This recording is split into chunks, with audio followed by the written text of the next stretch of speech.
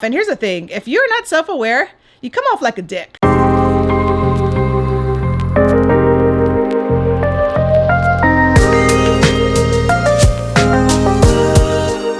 Hey fam, welcome back to the channel. I am so excited to share with you this first of its kind, what I'm calling Shan Storytime or Shan Tells All or something. In fact, I might ask you folks to help me name this little segment. It's something where I'm actually going to be responding, reacting, or sharing to maybe a series that I've talked about right before this video comes out. So in today's video, I'm going to be sharing with you a little story that happened that has to do with self-awareness, the series that we've just come off of. So let me go ahead and jump into that now.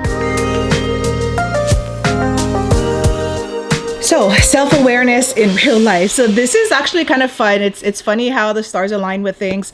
But my husband and I work during the day, and so does he, I guess. We're both kind of retired, but we do things throughout the day. But in the evenings after dinner, like old people, we sit down and we watch shows, right? And lately we've been on a Survivor binge. We've been watching Survivor. And so recently, we watched a season where during the season, there was some, some questioning of some male players who had attacked essentially a female player. And it kind of hurt her personally, not so much on gameplay, but it hurt her because of some things that happened in her personal life. She was a victim of domestic abuse. The reason I'm sharing this and what it has to do with self-awareness really comes in the form of how their apology worked out, right? And so what happened is this. After the ending of every Survivor season, there's a live reunion show, right? Where, fans get to ask questions, just ask questions. They bring up the highlights of the season. Well, these attacks that happened during the season were brought up. And what basically happened was the two gentlemen responded with an apology, right? As well as an explanation for why they did it. And I didn't really feel like they were justifying themselves. And sometimes I did, but not like wholly. I don't feel like they were trying to justify themselves. I understand that they felt like they were like on a national stage.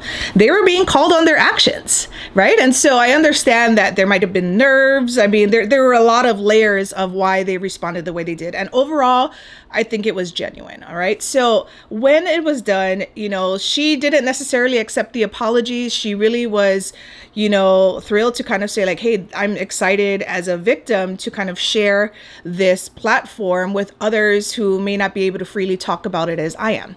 And so when the episode was over, my husband stopped and he asked me, because the victim card came up, right? The guys kept on saying, she keeps on playing her victim card, right? And how many of us have heard that, right? The victim card, especially if you're a victim, even if you're not, we've heard that before, right? She was always playing her victim card. So my husband asked me that, like, what do you think about that? And I'm glad that he did, which means that his self-awareness button was clicked on for that moment, because I too am a victim of abuse at a younger age, which I talk about in my book, but I'll also talk about on some of our YouTube videos coming up in the future. But he asked me, so what are your thoughts on all of that? Like, what as a victim yourself, how do you perceive this? Do you feel like she's playing the victim card? And this is my response. I told him, yes, the victim card is a thing. And if it keeps getting brought up, right? If I've taken care of it, then it's not going to get brought up again. If someone says something that normally would trigger me, but I've put in the work to work on my traumas and my abuses, then I can kind of let that, skate off my back. But if I haven't worked on that, it's going to come up again as a trigger, right? And I'm now going to have to deal with it as if I'm back there again. And now I'm going to have to explain to people. And if they keep on triggering me, I'm going to keep on reacting if I haven't worked on it, right? And so what I wanted to say about these fellows' responses is they're giving the apology coupled with, but you did this. Right? That doesn't have self-awareness. Someone who's completely self-aware simply apologizes, closes the book. When you are truly self-aware, right? And you are in a position of, let's say, needing to apologize. Maybe you wronged somebody, whether or not it was intentional, right? When you wrong somebody, the right thing to do is to acknowledge the wrong, right? That you're wrongdoing, and apologize for it, right? I'm so sorry. That was not my intention. I wasn't thinking when I said that. Please forgive me. And if you don't, or you need time for that, I understand. I just wanted to tell you I'm sorry. period. Right? What I saw with those guys is they said, I'm sorry. And they said it genuinely like that. But then guys, they followed it up with but like you really need to work on forgiving. You need to get in that space where you're forgiving, right? They were telling her that she needed to forgive. Actually, one of them was telling her like, you really need to work on getting to your place of forgiveness. But dude, that wasn't cool, right? If you're asking for someone's forgiveness, you just request it, you apologize, and you leave it there.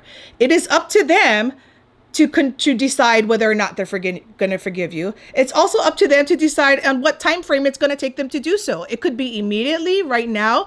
It could be weeks, months, or years. Who knows? We are not to tell somebody what it is.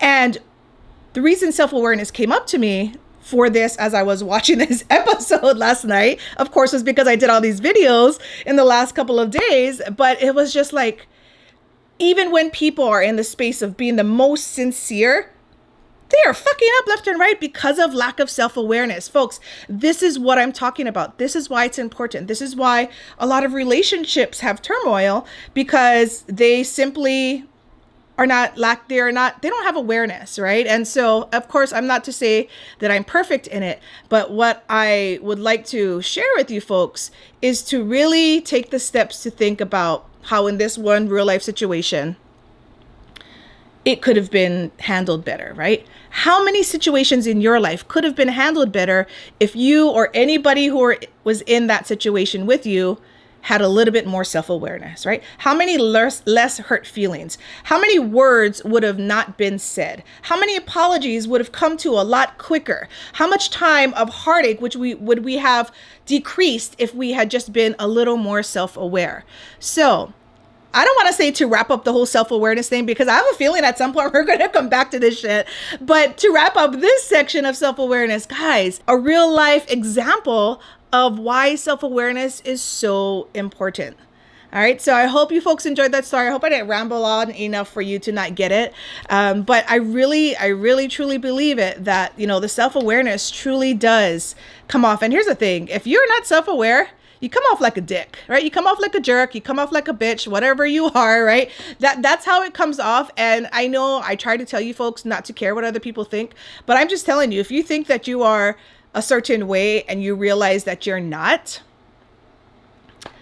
time to check yourself, right? If you folks enjoy this, make sure you hit that like button. I'm really happy to be sharing these stories with you. I love to tell stories. They might go off on a tangent sometimes here and there, but I usually wrap it up pretty well in the end. If you enjoyed it, like it, make sure you're subscribing. So I can't wait to see you folks back here. And folks, I will see you on the other side. Until then, keep evolving. Bye.